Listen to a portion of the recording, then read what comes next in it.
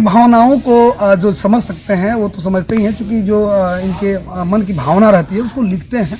और आई बात भावना जब दिमाग पे, तो भावना से संबंधित भी इनके लाइफ से जुड़ी हुई भावना का बहुत बड़ा कहानी है। और भावना के कविता आप लोग सुने भी होंगे, नहीं सुने होंगे तो खबर गाँव तक के जो पुराना चैनल है जो सत्येंद्र सिंह जर्नलिस्ट के नाम से, उस पर आप जाकर देख सकते हैं, सुन सकते हैं। लेकिन अभी इनका एक भावना से संबंधित एक नया इन्होंने काव्य रचना गया है, कविता लिखा है। तो मैं चाहूँगा कि सीधे सीधे संतोष भी हमारे दर्शकों को वो भावना वाला जो नया आपने रचना लिखा है उसको थोड़ा सुनाइए। क्योंकि ये रचना भोजपुरी में है तो मैं भोजपुरी में ही हाँ बात बिल्कुल, करूंगा। स्वागत बा भोजपुरी में। देखिए बात एक गर्मी के हवे, खूब तेज धूप होता रहे, चिलचिलात धूप में रौरी आँखी के सामने कि पीच रोड पर नंगे पाँव चलत हुए तो रोड़ा कैसन लागी, कटकरेज कह जाएगा ना, माने केहू कैसन लागी, नीक लागी कि ना, बहुत दुख तकलीफ लगी। हुई। आज यदि तकलीफ नहीं हो तो का कटकरेज कहल जाए।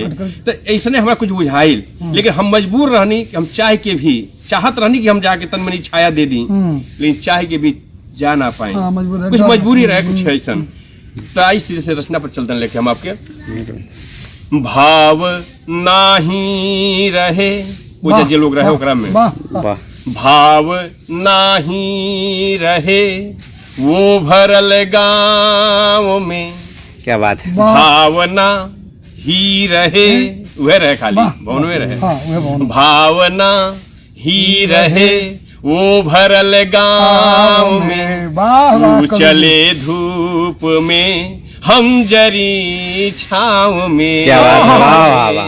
वो धूप में चल रहा है लेकिन हम भावना ही रहे वो भरल गाँव में, तू चले धूप में हम जरी छाँव में। क्या बात है, जानो से ज्यादा जे हमके जानो कबो, क्या बात बा। एगो समय रहे लेकिन आज बाकी देखा देखी निके, जानो से ज्यादा जे हमके जानो कबो, भागी बन के जे जिंदगी सवार कबो, क्या बात बा।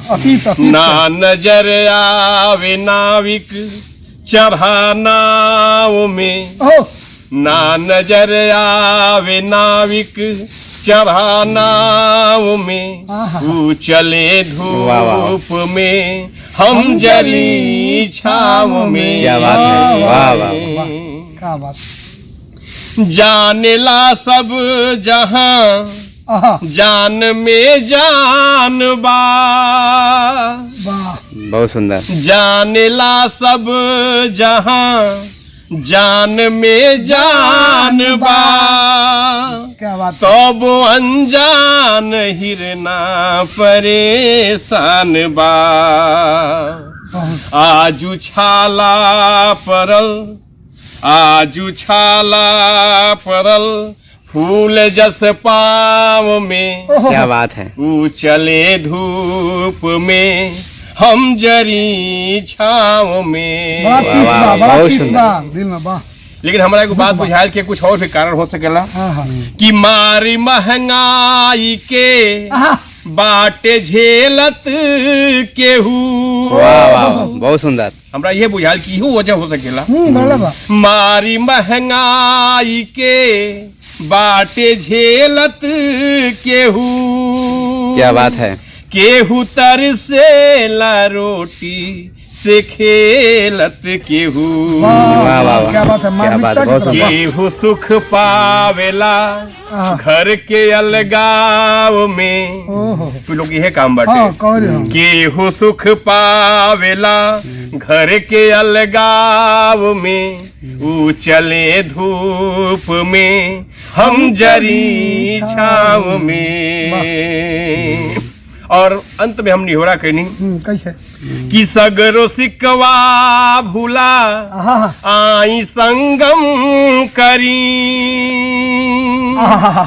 सगरो सिकवा भूला आई संगम करी, मौज में अब रही जनी जियते मरी। क्या बात है, बड़ी दुख बा। अब समय संग मजा बाटे बदलाव में, पहले के बात भुला जाओ। हाँ अब समय संग मजा बाटे बदलाव में, ऊ चले धूप में हम जरी छाव में। क्या बात है, बहुत सुंदर, वाह।